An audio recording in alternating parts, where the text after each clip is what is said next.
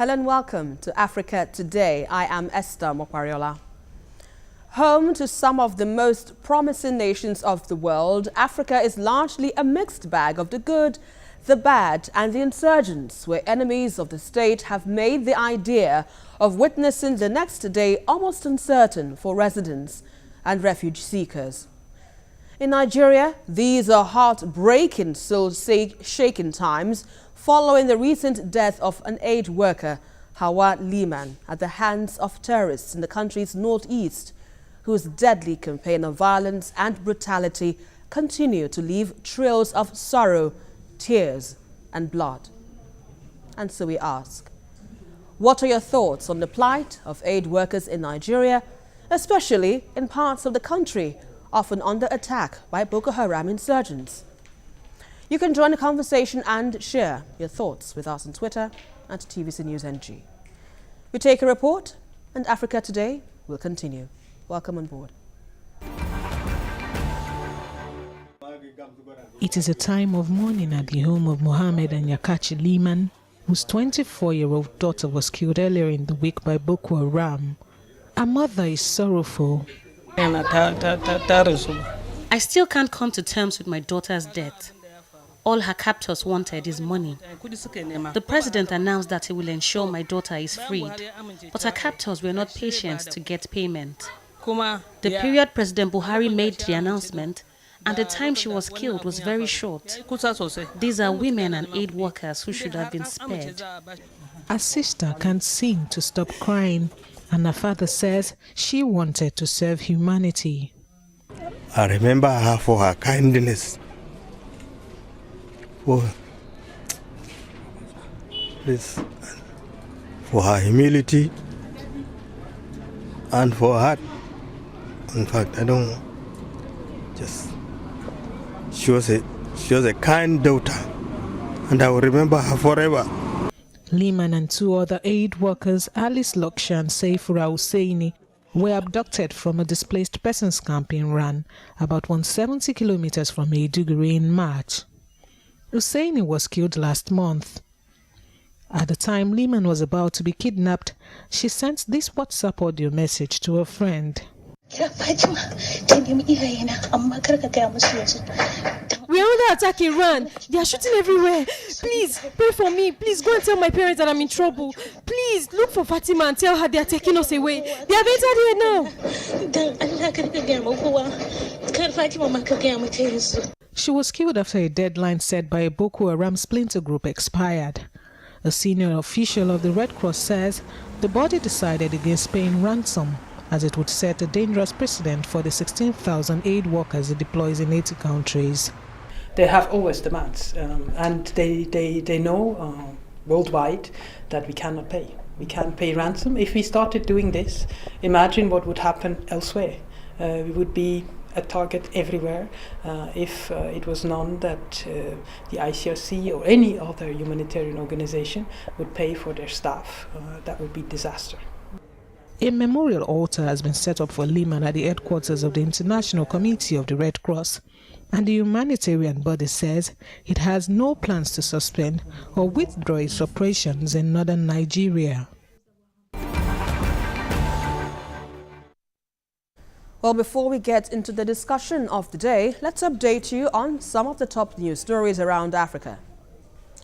The African Union has called for peace talks to urgently restart in the Coup-Pro Comoros Islands after clashes erupted between government forces and opponents of President Azali Amousmani. Morocco, Algeria, Mauritania and Polisario Front have accepted a UN invitation to hold talks in December on ending the decades-old conflict in Western Sahara. At least 6 children were killed and dozens injured when lightning struck a primary school in northern Tanzania. Now joining me to look at the plight of aid workers in Nigeria following the recent death of Hawa Liman, I have Achike Chude, public affairs analyst, and I also have Cyril Abaku, senior researcher, TVC News. Good to have you gentlemen on the program. Thank you, Esther. I'm glad to be here. Let me start with you now, Chike. This recent development caught many by surprise and was really sad for most of Nigerians. But my question is, some of the questions people are asking is, why did this happen? Well, I can't exactly say, why it happened. I mean, there was a timeline that had been extended to the government. So it's not as if this is the first time it will be happening. And the Boko Haram insurgents, regardless of the faction, has shown great capacity for extreme wickedness and evil. And so it is not beyond them. I mean, this is what they do all the time. They have been killing either through bombing, suicide attacks, direct, attacks against soft targets, civilian targets, and so on, churches and the rest. So there's nothing new when it comes to the, this kind of acts of violence. But that the government had assured that it was negotiating to ensure the release of Hawa Liman. So one was expecting, like the parent rightly put, that they were sure that their daughter will be back. So the death of their daughter, it came as a shock to them. So it's expected to ask what went on. It did. Obviously, something went wrong. But like I said, a deadline was given. I can't say the president, in talking to the parents of the girl, said that they did their best. The Minister of Information also said the same thing, that they already had opened up channels of negotiations with the terrorists and all of that. But we know that this has happened before. She's not the first aid worker that has been killed. They killed somebody before. They gave them a deadline. The issue is, why test the resolve of people who see nothing wrong with killing? They kill routinely, and they had given a deadline. Why did you allow it to get to that deadline? What was the basis of the negotiation? What were the terms for the negotiation? What is it that they wanted at a particular point in time? Because that is the essence of negotiation. They bring their own parts to the table, what they want, the expectations, you bring yours, and all of that. Yes, you wanted a girl, but what did they want in the process? So somewhere along the line, the government did not meet up with whatever it is that whatever demands that the Boko Haram terrorists were making, because they had made a demand. We don't know exactly what the demand, was. Yeah. So we would expect that maybe in the days to come, that the government perhaps will be much more open about what happened, why they allowed this get to this level, why they allowed it get to the deadline, and then why the girl, her life was lost in the process in such a brutal manner. Yes, it's unfortunate, very, very unfortunate and painful. Tragic as well for the family at this time. Cyril, what do you think the government could have done differently to guarantee Hawa's release? Oh, well, I think that if we look at the facts that we're beginning to, that have trickled out in the past, let's say 24 hours, something stands out. The International Committee of the Red Cross made it clear that they didn't want to negotiate. And their reason was that having about 16,000 workers around the world in about 80 countries, if they negotiated her release and paid the ransom specifically, that it would have endangered their workers around the world. So the Red Cross was very equivocal. They were clear that they didn't want any ransom paid. But I think, so perhaps that might have been the reason why, even when the federal government would have said she's a citizen, she's a person and want to pay, perhaps the position of the Red Cross might have been a stumbling block. But that is by the way. I think that in addition to that fact, we need to look at what Boko Haram is doing. Strategically and again critically, Boko Haram has successfully, I think, been able to map out the critical elements or ingredients or actors in the security chain. So, for instance, initially they were bombing markets, bombing villages. Then later on, they effectively began to bomb battalions, army stations, and so on. And then now they're attacking aid workers.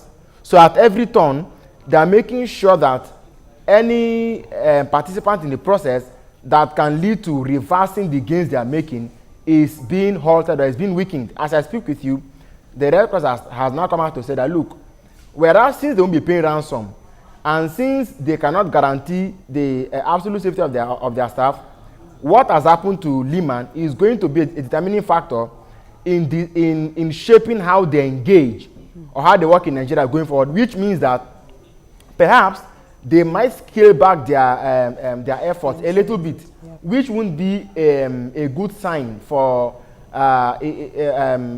Nigeria in terms of efforts being put in place to help humanitarian, to assist, to bring aid to those who have been affected. So the fact that people have been driven from their homes and their villages, and that IDP camps are also being attacked, along with the fact that RAN, I think, was supposed to be a military base where this particular attack took place. Now, they make a threat, they carry it out. And she was not the only person. I think Kosa, the other lady who is still in captivity. I mean, this same trend, there's no guarantee that Lima was going to be the first or the last. So they killed one in September, Lima has followed now. What do we really do? Because it appears that the level or the degree from which Boko Haram is, or the altitude from which Boko Haram is willing to play game, as a country or as people, we are not yet ready to engage them at that level. I think we need to come out of where we are. As every expert will tell you, a war on terror is not a conventional war. So how far are we willing to go in dealing with this, in in engaging and dealing with Boko Haram? Because if we can't cut them where it pains them, I think apparently what it shows right now is that they can make a claim, they can issue a threat, they can carry it out, and it appears that nobody is beyond their reach. I think that's the real big danger. Okay, let's quickly go on a very quick break now. You're watching Africa Today, and we've been looking at the plight of aid workers in Nigeria, especially in parts of the country often under attack by Boko Haram insurgents.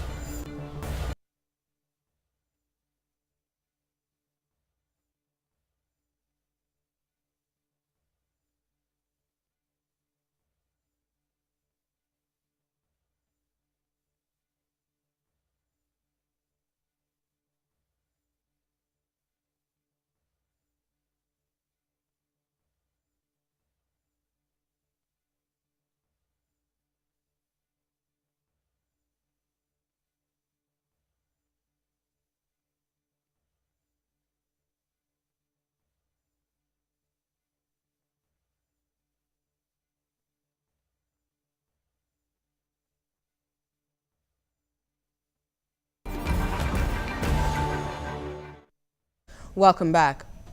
A second aid worker held hostage by Islamist militant group Boko Haram was recently executed after negotiating deadline expired, according to the Nigerian government. Well, Hawa Muhammad Liman, 24, was kidnapped by Boko Haram in March along with 2 aid workers during an assault on a military compound in Nigeria's northeastern Borno state.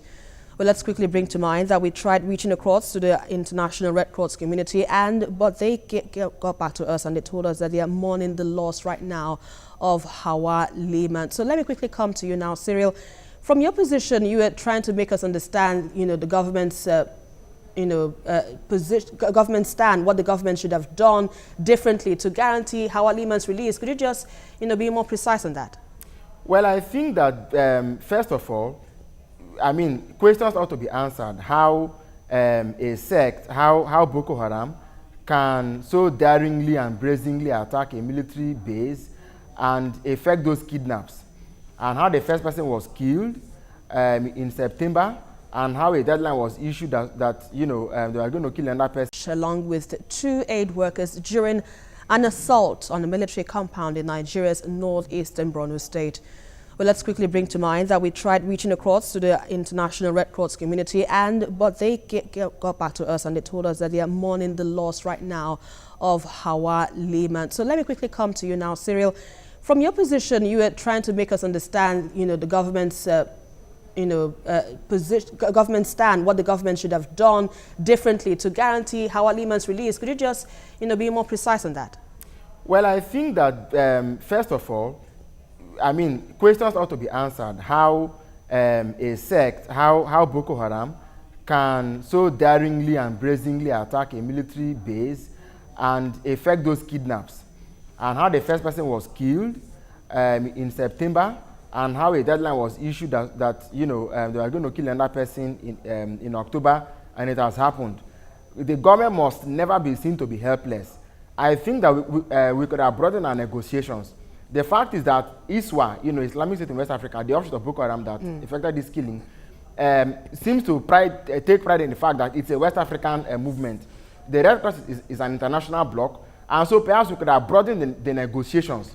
We do not know, like Achike rightly pointed out, what gave and what Boko Haram wanted and who were involved. But I think that perhaps we could have brought in the stakes and brought in maybe third parties to make certain guarantees and ensure that, look, since she's our citizen, her duty to the Red Cross is important, but perhaps, you know, what can we really do to ensure that she wasn't killed? And so perhaps we could have done in that regard, get a third party and make better guarantees to make sure that, you know, perhaps she was saved. But, you know,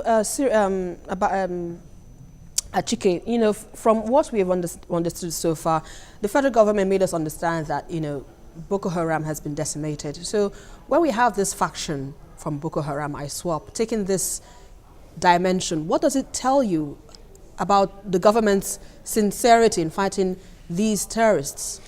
I know that we have discussed this several times on this platform, and I mean, my position has always been very different from that of the federal government. I mean, when the Dapchi girls incidents happened, I was here in the studio, and then when the government made that very wide claim that nothing was paid to the Boko Haram insurgents, and so I said, look, when you look at all of the things, you know, that the dynamics and so on, it does not make sense that there was no exchange. What was the exchange? What was the basis for the for releasing those girls and all of that? So the reality is that, of course, much later a United Nations agency came to tell us that the federal government paid huge sums of money to get the Dapchi girls released, apart from their Sharibu that is still in custody, I mean, of detention today at the hands of the insurgents. So the reality is that, well, it is the nature of, you know, this kind of situations. You have a war going on and all of that, and then you have maybe the army itself and you know, government position being always different from that of independent you know, bodies like journalists and all of that. And that's why everything is done to make sure that independent media people are kept out of the war, you know, zone, because of the possibility of reporting things that are not in consonance with the position of the government and all of that. The government always wants to give the right in a different kind of perception about how well they are doing in the struggle and the wars and all of that, and how little casualties they are suffering in the process and all of that. You know, so that is what they do. And so you see a lot of misinformation, disinformation, you know, going on today with regards to this. Yes, the government made this statement. The president said it on a few occasions that Boko Haram had been defeated technically, they had been decimated and all of that, and their capacity to cause mischief and harm grossly, I mean, eroded and all of that. But each time they make these claims, then a Dapchi girl happens, you know, kidnapped. Each time they make another claim, something much more outrageous also happens and all of that. And so you can see that they have upped the ante. Now, and we must also not forget that when this attack, you know, that took Hawa and the other people into, you know, captivity happened, I think maybe that was around March or so. We must not forget that 4 soldiers were killed, 6 policemen were killed, 3 aid workers were killed in the process. That's a lot of human life in one day and all of that. And so we now see that, you know, what the government tells us, I mean, even with regards to the reported killings, or, you know, I will use the word killings because they told us several times that the Boko Haram leader had been killed about 3 times or so, only for him to, you know, make a video of himself making a mockery of the Nigerian government and the military and all of that. So these are things that we have been seeing. And unfortunately, when things like this happen, it just tells you clearly that the government, what the government has told us is, you know, not exactly what is happening on the field. That they are very, very far, you know, in defeating Boko Haram and the rest. They are still deadly. I mean, the fact that, just like Cyril has said, you know, they make up their mind about what they want to do.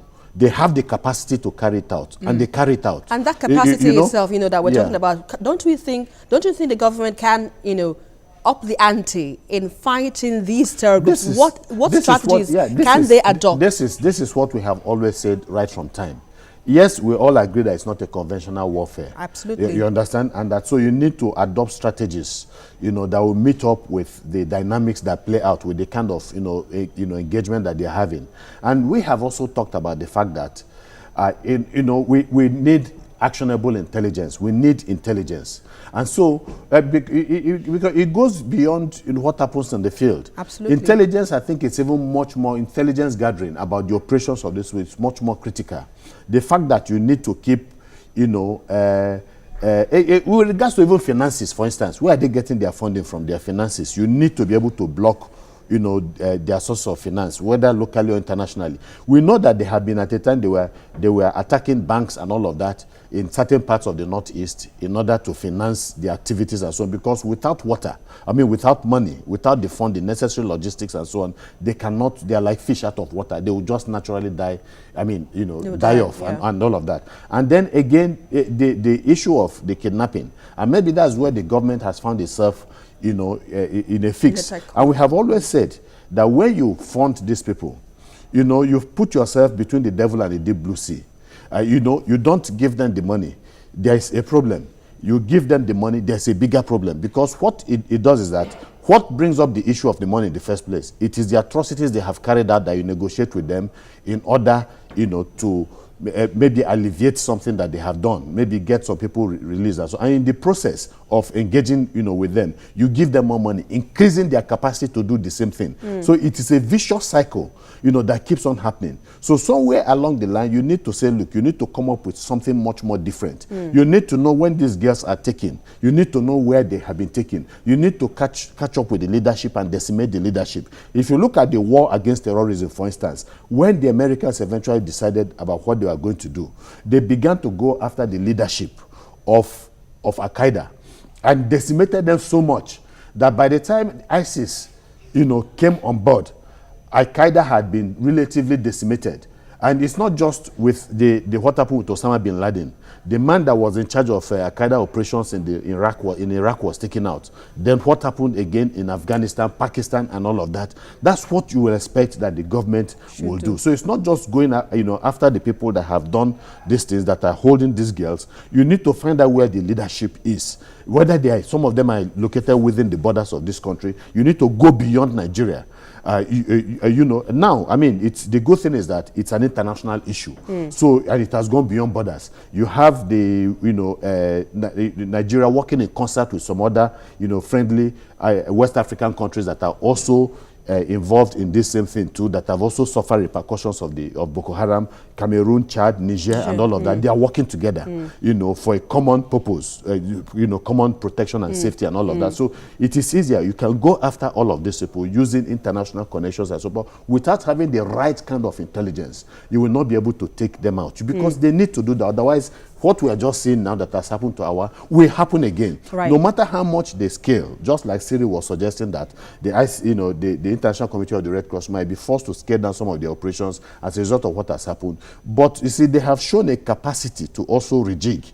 That is the terrorists to also rejig and come up with a different formula for whatever it is that the government wants to do. Absolutely. But you know, Cyril, from his position, clearly it's a lot of work the government needs to do here if it's talking about fighting these terrorists wholeheartedly. But from your own position now, do you think perhaps the government has the capacity, even though it has partners, you know, with the international community, talking about in the northern region, we have the Cameroon, Chad, and the others. Do you think they should look more like extending more international help, looking for international help, like from the European community, for instance, and the Western powers as well? Of course, Esther, you're spot on. But I think that the challenge we're facing with Boko Haram is an identity crisis. For one, I think that the government has sold a perception to Nigerians and to the world, a false perception, and perhaps they are now stuck in the dilemma of carrying out the operations based on the perception that they've sold, which basically is a wrong perception.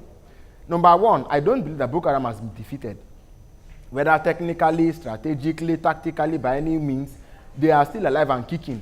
And like I would always say, these people are not rag terrorists. As a matter of fact, the success that they record in kind of the operations are enviable in a manner of speaking. Because for them to successfully rout soldiers, successfully rout those places that they rout, it means that they are gathering intelligence that our soldiers are not gathering. That is one. And then they have the supplies that soldiers are not having. Perhaps also better equipped than our soldiers are equipped. So the question is that when it comes to pound for pound, it appears that they clearly have the upper hand. What can the government do? The fact is that nobody can assist you better than you can assist yourself. So the Nigerian government needs to do some real serious soul searching. If there are fifth columnists in the system, if there are issues that must be taken care of internally, I mean, the handling of the Dapchi kidnap clearly tells us that we are nowhere near any inch of seriousness in tackling these issues. If we show genuine seriousness, genuine political will, and and then begin to demonstrate capacity to deal with these issues, I believe that we can. But there was a time when Britain came here when Chibok happened. France has been very much involved because whatever happens to our neighbors, Chad and Niger, France is always interested.